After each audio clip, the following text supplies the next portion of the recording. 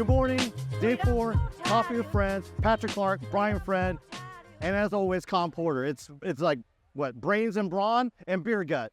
So here we are, Paper Street Coffee Booth. Come on by, get some coffee, and as always, let's pay some bills.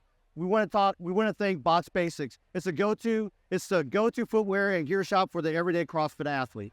Awesome selection, free and fast shipping within the U.S. Once again, Con, I'm sorry. That's okay. Only for us Americans. God love America. Exceptional customer service. Try them out today at shopboxbasics.com, and for a limited time, get 20% off by using what? Code FRIENDS. Friend.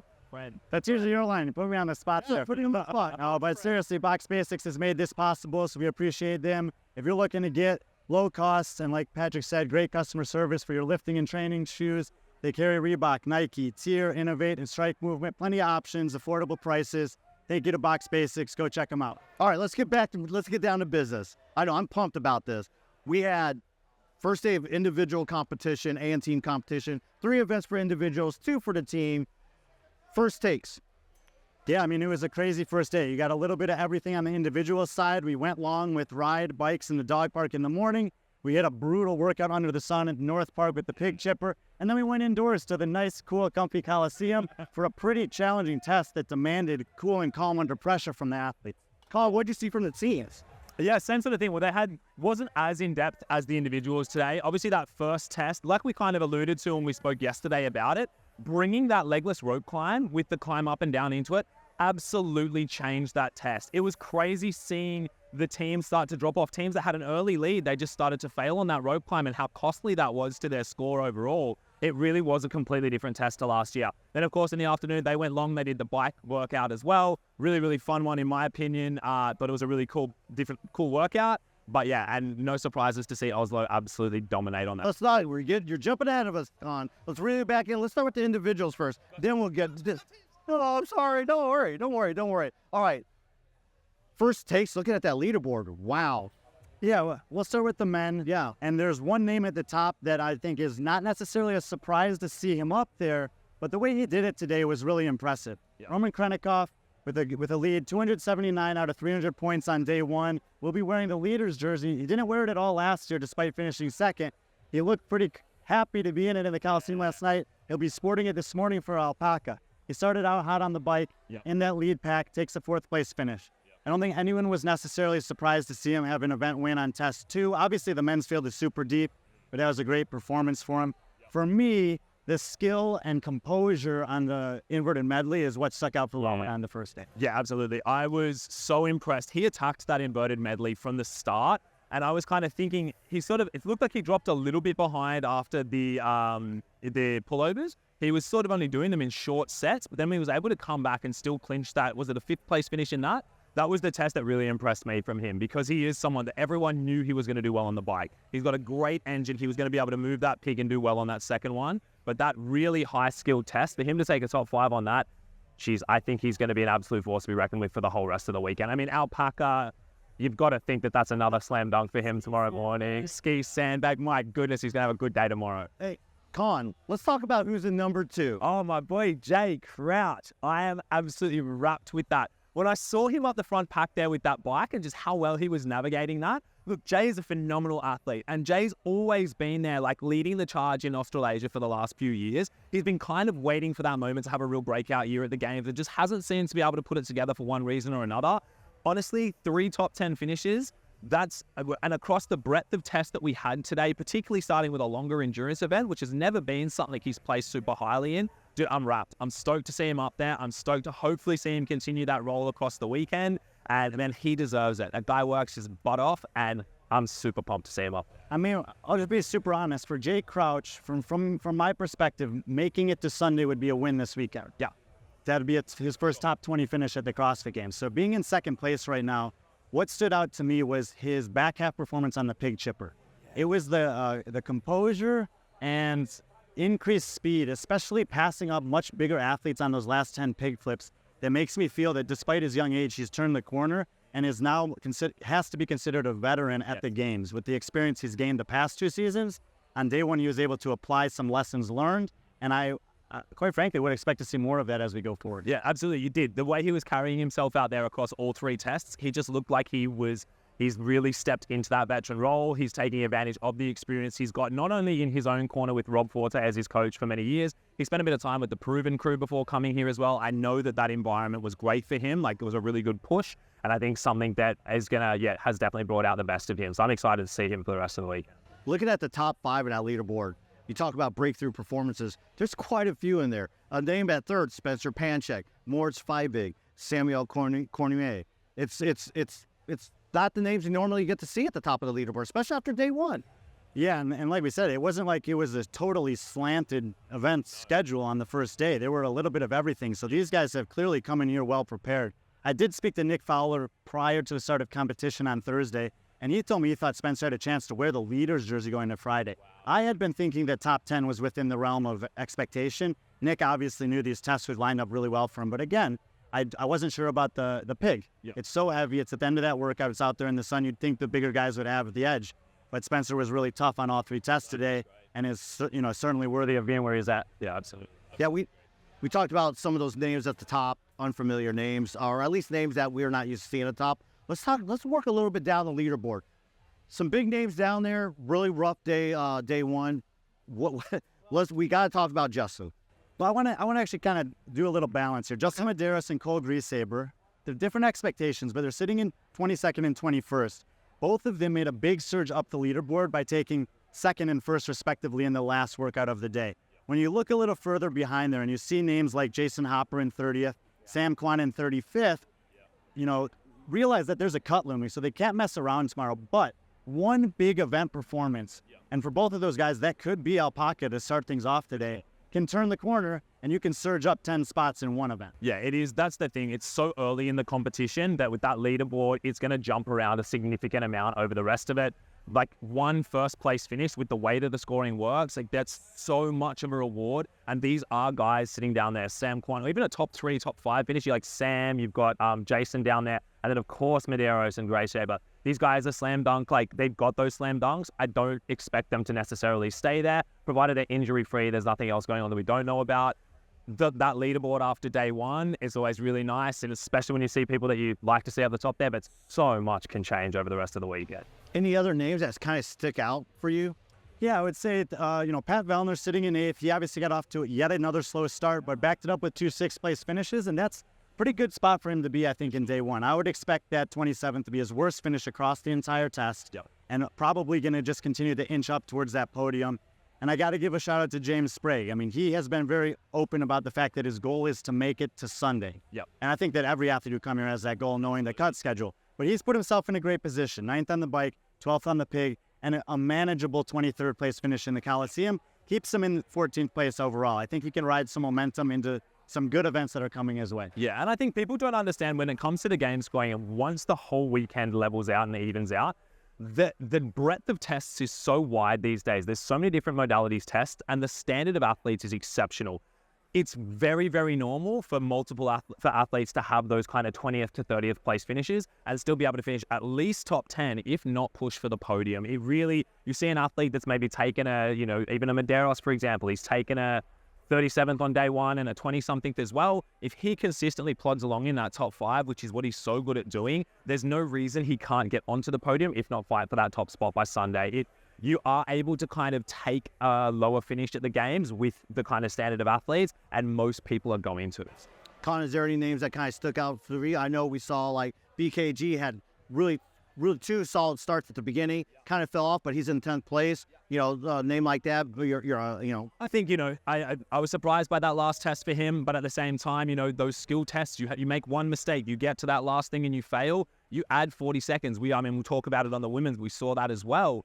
And yeah, again, a 25th place finish, it kind of looks like, oh man, he was flying so high and then he dropped back down. But like I said, I think a 20 plus finish early on in the competition, when you are someone that's going to stack consistent top 10s and everything else, I'm not too concerned. I'd be more curious to speak about the leaderboard about halfway point tomorrow. I think it's going to have a lot more shape then.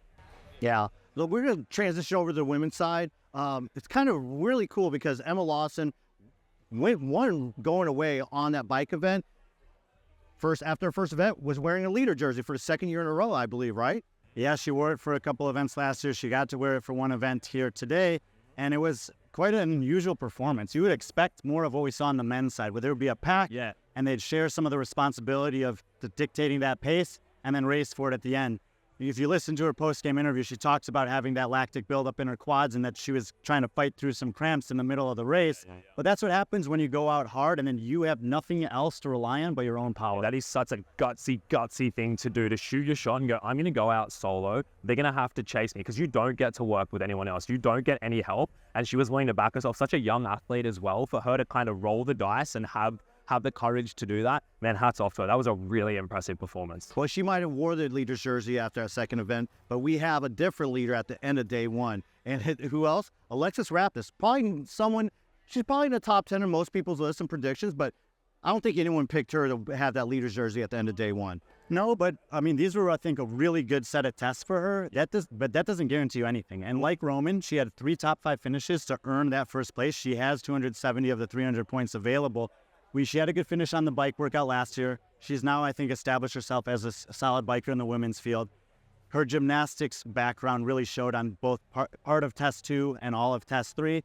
And then she's pretty strong and can move the pig. I've talked a lot about it in the build-up, that there was a super strong class of women coming out of North America East. Those 6 women I thought were all in the mix for top 10 and possibly fighting for a podium spot. It's her second year at the games. We have seen athletes make a move up from, a 10th place finish into the podium spot before. And I think that Alexis, with the skill set that she has and some of the composure that she showed today, is going to be hunting that podium throughout the weekend. Yeah, absolutely agree. And I think you look at the breadth of the tests today as well. Like you said, she's someone that's known for having that gymnastic capacity, particularly on her hands, being quite good too.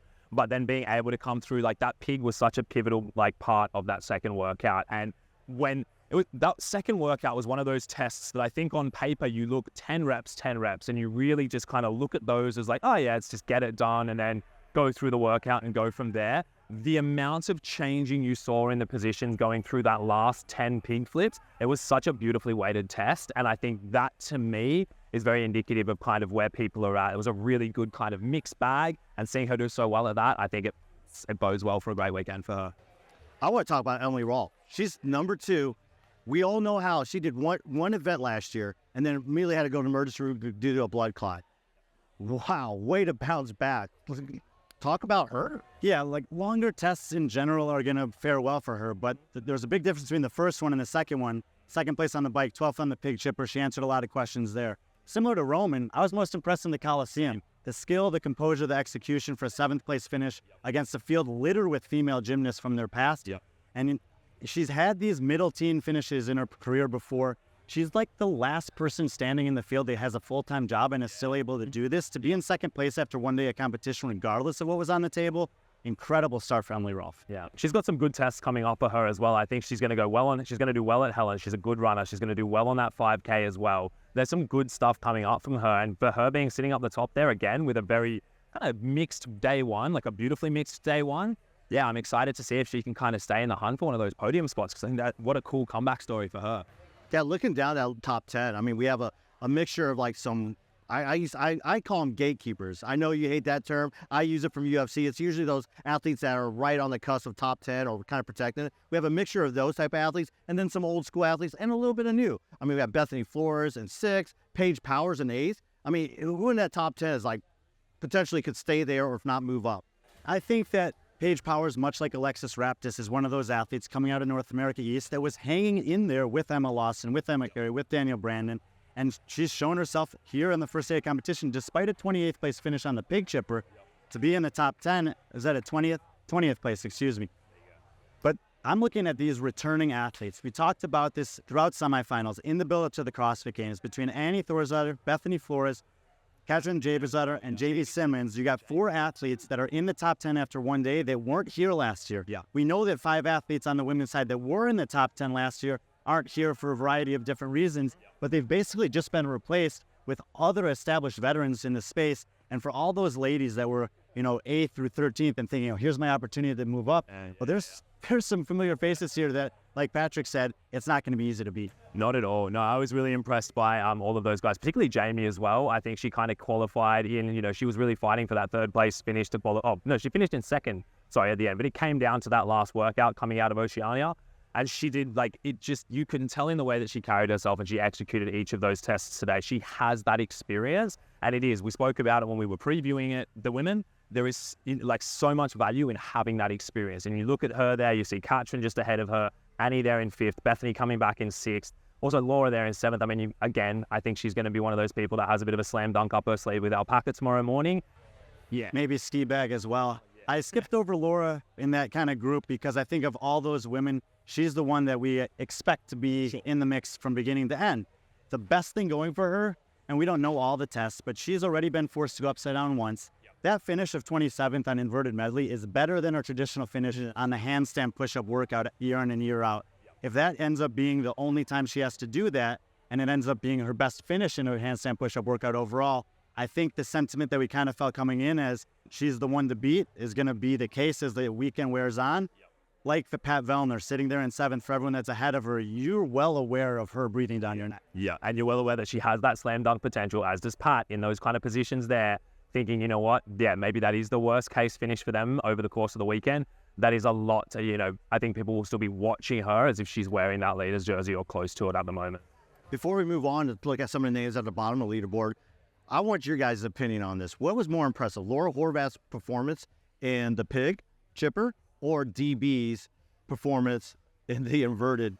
I mean, they were both incredible in their own right. Yeah. But we knew DB was going out there to absolutely blitz that handstand walk. And then I think I was sitting with two people and everyone's like, I saw Annie and it was Emma Carey get to the pig. And then when Laura just strut across to it and flipped the first one, I was like, it's all over. Like, it was so impressive.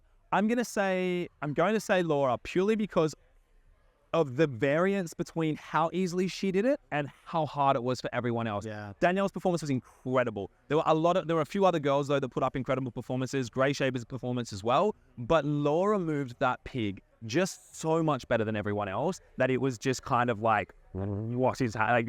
She made a mockery of that test compared to how everyone else had to move that pig at the end. Brian, how about you? Yeah, I mean, I think that it's difficult to ignore what Laura did because it was at the end of the workout where Danielle really stamped her authority on test 3 at the beginning of the workout. She failed her last attempt, still had time to kick up and win pretty easily. But to Danielle's credit, she also beat all the guys on a test that was exactly the same for every athlete that took it today. And it's always cool, regardless of what the skill or demand is, when the women are able to prove themselves against them. Absolutely. And look at us giving a very beautifully balanced dance there. Laura gets one, Danielle gets one. You did great, girls, both of you. We're all winners. I just want everyone to have fun. So let's take a look at that bottom out leaderboard. What name sticks out to you? They got some work to do tomorrow. Yeah, I think that there's probably some big surprises. Amanda Barnhart, she was pretty low down to start the day. She's been chipping away with a 15th place on the inverted medley, which I think is a good finish for her on that. And Ellie Turner, despite having nothing really great today, is in the mid-20s. I think it's only up for here from her. Yeah, I totally agree. There's a few good tests coming up. I mean, Ellie's not someone that's known for her gymnastic skills, and I think there was a lot of gymnastics. Even if we look at that second test as having a big factor being the pig, there was still 150 gymnastics reps in the middle there, and that's going to make it challenging, particularly flipping that pig on like tired arms and then taking those tired arms across to that last gymnastics test as well. She's still being in that 20s. I think she gives herself a good chance to push into that top 20 over the next few events and hopefully make those final cuts across to the end of the weekend. Anything else you want to add? Yeah, I think that it's worth mentioning Olivia Kersetter and Sydney Wells. You know, two kind of unknowns against this field for different reasons, both with solid day ones, both finding themselves inside the top 20, Kersetter 17th, Wells 20th. And they both had this like all over the place kind of day, a good, a bad, and a middle. But what you have to realize is this is such a competitive field that that's okay. And like we mentioned on the guys' side, for all the women that are not where they want to be, one great finish. If you can notch a top 5 at any point on the last day before that first round of cuts, it can go so far in terms of your chance to make it through. Yeah, and I think what you kind of see as well is as you go further down the leaderboard, you start to see that the points are a little closer. You know, one good finish can be a difference of jumping up 10 spots from, say, 33rd to 25th to scrape into that next one, and then you can jump again into that top 20. Is where it spreads a little bit more, is I guess at the pointy end of the leaderboard, but those further down, yeah, a good finish when you're kind of, everyone else is going apart by 2 to 3 points. If you can then get 40, 50 points on them, man, that can be a game changer. So I wouldn't count anyone out just yet. All right, Con, we're throwing it your way. Going on to the teams. Teams. I was lucky enough. Me and you actually sat there and got to watch the first event together. It was kind of cool just hearing your insight and then just watching that unfold. I just want to mention about that workout because you kind of alluded to it in the intro. This was actually the test that was intended last year. Yes. And today we have for the individuals the intended version of Alpaca. So credit to Boz for not getting what he wanted last year, but bringing it back and giving the athletes a chance to show their proficiency with those skills after a year of practice. How much harder do you think that was than what you guys had to do last year? It was a fundamentally different test. It was a completely different test. And what you saw was two of the top teams in Invictus and East Nashville. Now, East Nashville still managed to clock up a second in that because they were so good with how they approached it early. But you saw Invictus had a very big lead. And then all of a sudden, one of their guys started to fail the rope climbs. So that completely changed the workout. Now, no one was failing a shuttle run or an overhead squat last year, but you put that rope climb in there with that standard from semifinals, and all of a sudden you have a completely different test. It's a higher rope, and that became the pivotal point of that whole workout and allowed some other teams to get some points. And what we have now is a really cool leaderboard where it is quite tight, as we anticipated, all the way through from first all the way down to 10th, really. There's not a lot of kind of points spread in there. And that's because, execution really did matter in that. And what you saw was some teams that were just able to execute, stay within what they knew what they were capable of, and come back and capitalize at the end. Let me throw a little question out your way. I'm looking at this top 10 and I see a lot of, outside the top 10 and inside the top 3 from these teams. But I see Andre Houdet's team there with 9th and 7th, just that middle of the road. You think that's good enough, or are you going to need some top 3s if you want to win this thing? I think you need top 3s. I think for them, not detracting anything from them, and I think if you look at those teams that are taking the outside finishes, particularly the earlier stages of the competition, you're seeing a lot more specialized stuff. Things like riding a bike, you're going to see them running the 5K as well, and that's where you're going to have some of these really solid CrossFit teams that did dominate the semifinals potentially take a finish outside that top 10. I think as we get to the pointy end of the weekend, where it's more kind of CrossFit style workouts and CrossFit style tests, those top teams or those teams that are fighting for the podium, they're going to be taking consistent top 3 finishes. So I think they're going to have to start stacking some of them as the weekend goes on to really give themselves the best shot of making the podium. We kind of talked about 5 teams being kind of our expectation to fight. Most of those are up in the top 5. In fact, 4 of them are. Franco's Misfits, a little bit of a slow start down in 14th after having an incredible semifinals. How much of a concern do you think they're feeling tonight? I think, nobody wants to, trust me, nobody wants to finish day one in a position on the leaderboard that they don't want to be in. But I certainly don't think that means that they're counted out. From someone that started last year's team competition, I think we finished the first day in 17th, and then we were able to still claw back and be fighting for the podium on the final day. So I think pending whether that was just something that they knew coming into the weekend was going to be challenging. Again, it's a specialty test, 60 minutes on a bike. They just don't bike a lot. That other test, what did they finish? I think their other finish was a top. Yeah, there you go. So a second place finish on that first test. Perhaps they knew that was going to be coming up. I think it's so early in the competition that I wouldn't be surprised to see them make a good little climb back up. Yeah, and unlike the individuals that had 300 points, they only had 200 points today. There'll be a lot of opportunity for teams all over the place to make moves. Yeah. Let's talk about Mayhem, who kind of just stayed steady throughout. And they took that test right there. And then we move on to the ride and relay. Invictus kind of struggled in that first event, but they kind of bounced back with a surprising second place behind who we all expected to win, Oslo. Yeah, I mean, look, Oslo, Navy Blue, second place last year, second place year before. Invictus, third place last year. We have both podium teams already up in that top spot. Obviously, Proven's breathing down their neck. But if you're a fan of team competition, this thing looks like it's going to be close from start to finish. Yeah, and I'm really happy to see how close it is right through there, because I think it sets us up for a really exciting rest of the team competition. I'm really keen to throw a quick shout out to CrossFit Genat from France. They do have a podium finish to their credit 2 years ago. They had a year off for one of their athletes having pregnancy, another one having an injury last season. They did qualify at semifinals, but on the day they qualified, she was only 1 year from giving birth. She had 2 more months to kind of get some training in. And the fact that they're in the top 10 there, I don't think it's an accident. I think this team's going to be lurking in the top 10 throughout. Oh, absolutely. Again, I think there is so much potential for teams, particularly with what we now know is coming up. There's a lot of kind of interesting tests that are going to give people an opportunity to capitalize on if they do have particular skills. Yeah, I'd love to see a team that maybe this is a genuine affiliate team that's kind of come together, really push for one of those podium spots. Yeah. Well, yesterday morning, we talked about, we knew 4 of the 5 events before the cut. they released the 5th event. It's called Bike Row Hold, 4-time, 150-calorie bike, plus a handstand hold, 125-calorie row, plus a seated muscle-up and ring support. And I believe that's out of the L sit. So, I mean, seated, so you're going right into that. Low rings, Yeah. and then get up there and establish Are you it. sitting in an L sit at the top, or are you just supporting on the rings? Okay. She's they're not going to be rowing for very long. And then a 100-calorie bike plus a handstand hold in a box, very similar to what we saw at during the We had that last year with the handstand holds as well, yeah.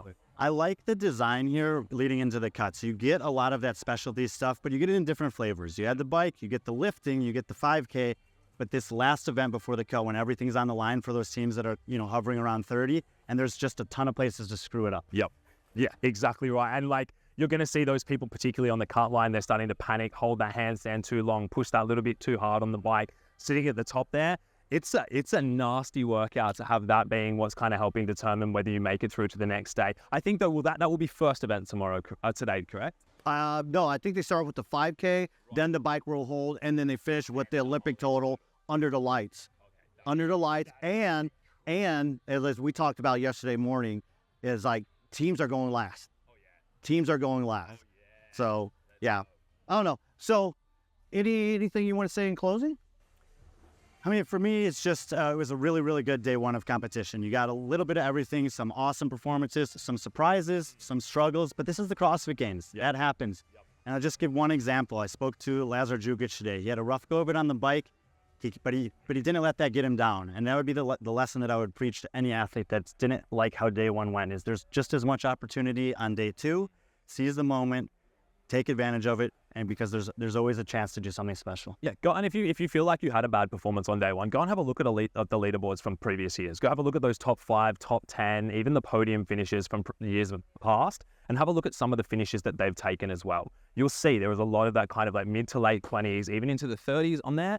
Anything is possible if you stay focused and stay dialed in on the game, because we spoke about this before. If you can have a bad start to competition and you can let that set the tone for the entire rest of the weekend, or you can kind of look at it as an opportunity to pull yourself out of the hole. And that mindset's going to make such a difference, particularly as you're coming into, let's say you make that first round of cuts and you're now fighting on Saturday to make it into that top 20. You're already kind of latched onto, oh man, I keep bombing X, Y, Z. Hey, you're going to have a rough go of it for sure. Yeah. Man, you guys, it's going to be fun. It's going to be so much fun. A lot of pressure on the line. But before we go, make sure you swing by Paper Street Coffee. Best deal, $40. You get this mug, but it's free coffee the whole weekend. Free refills.